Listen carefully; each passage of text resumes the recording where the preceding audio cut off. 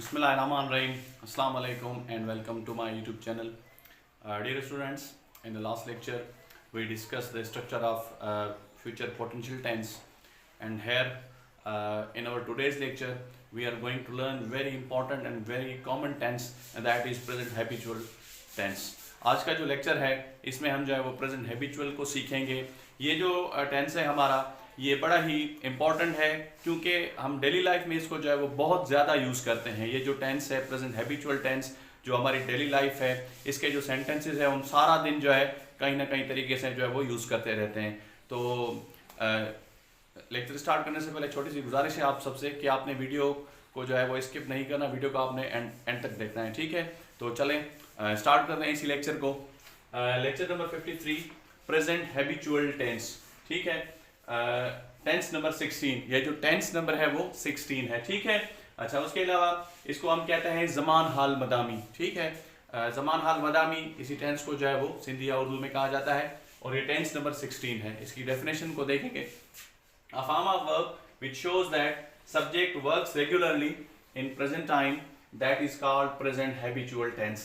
यानी जब हमें पता चले कि जो फाइल है सब्जेक्ट है वो कोई भी काम जो है वो डेली बेसिस पे करता है यानी रेगुलर करता है, रेगुलरली करता है, तो इसी ज़मान को हम क्या कहते हैं, हम प्रेजेंट हैबिचुअल टेंस कहते हैं. ठीक है, देखें प्रेजेंट हैबिचुअल, हैबिचुअल ये हैबिट से लिया गया है यानी बंदा जब कोई भी काम जो है वो रेगुलरली करता है तो वो एक हैबिट बन जाती है और इसी टेंस को जो है हम प्रेजेंट हैबिचुअल टेंस कहते हैं. इसमें क्या होता है कि कोई भी जो सब्जेक्ट है वो कोई काम डेली बेसिस पे करता है तो उसी ज़मान को हम क्या कहते हैं, प्रेजेंट हैबिचुअल कहते हैं. ठीक है, इसका जो एग्जांपल है आई यूज टू ईट मील, मैं रोटी खाता हूँ.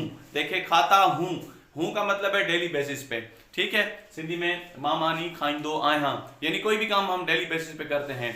वो स्कूल जाते हैं, अली पानी पीता है. These are all the examples of present habitual tense. मतलब इसमें हमें एक चीज क्लियर हो जाएगी कि जो फाइल है, जो सब्जेक्ट है, कोई भी काम वो डेली बेसिस पे करता है. ठीक है, तो इसी जमान को हम क्या कहते हैं, प्रेजेंट हैबिचुअल टेंस कहते हैं. ठीक है, और इसका जो पहला असूल है do and does are the helping verbs of this tense.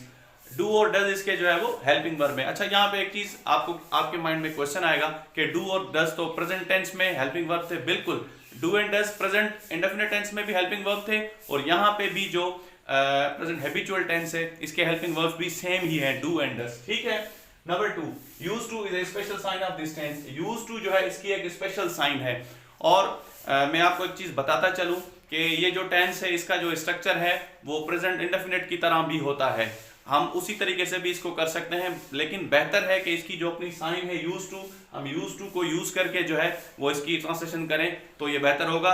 क्योंकि अगर हम इसकी ट्रांसलेशन प्रेजेंट इंडेफिनिट वाली करेंगे तो फिर दो मीनिंग होगी, प्रेजेंट इंडेफिनिट की मीनिंग भी निकलेगी और प्रेजेंट हैबिचुअल की मीनिंग भी निकलेगी. ठीक है, ये चीजें जब हम इसका सेकंड पार्ट करेंगे, अगला जो लेक्चर होगा जिसमें हम इसका स्ट्रक्चर पढ़ेंगे वहां पे मैं आपको क्लियर करवाऊंगा. ठीक है, अच्छा number 3 first form of main verb is used here. यहाँ पे जो हमारा वर्ब होगा उसकी जो फर्स्ट फॉर्म जो है वो यूज की जाएगी.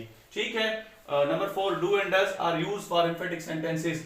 डू एंड डज जो है वो एम्फेटिक सेंटेंसेस के लिए यूज होंगे. जिस तरह से हमने प्रेजेंट इंडेफिनिट टेंस को पढ़ा था वहां पे जो हेल्पिंग वर्ब्स थे वो भी डू और डज थे और वहां पे एम्फेटिक सेंटेंसेस के लिए भी डू और डज यूज होते थे. ठीक है, तो यहाँ पे भी सेम सिचुएशन है, डू और डज हेल्पिंग वर्ब भी है और डू और डज जो है इसके एम्फेटिक सेंटेंसेस के लिए भी यूज होगा.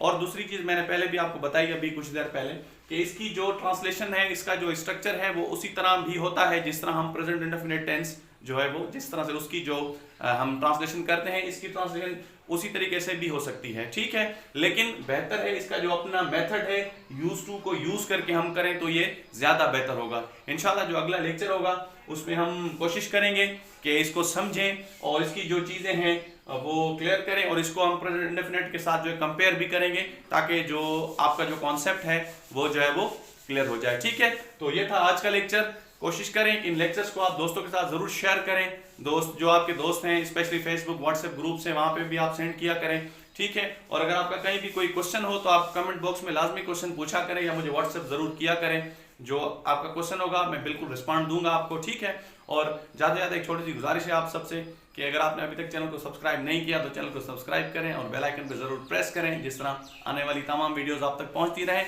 और कोई भी वीडियो जो है वो मिस ना हो। मिलेंगे अगली लेक्चर के साथ, तब तक के लिए अल्लाह हाफिज़।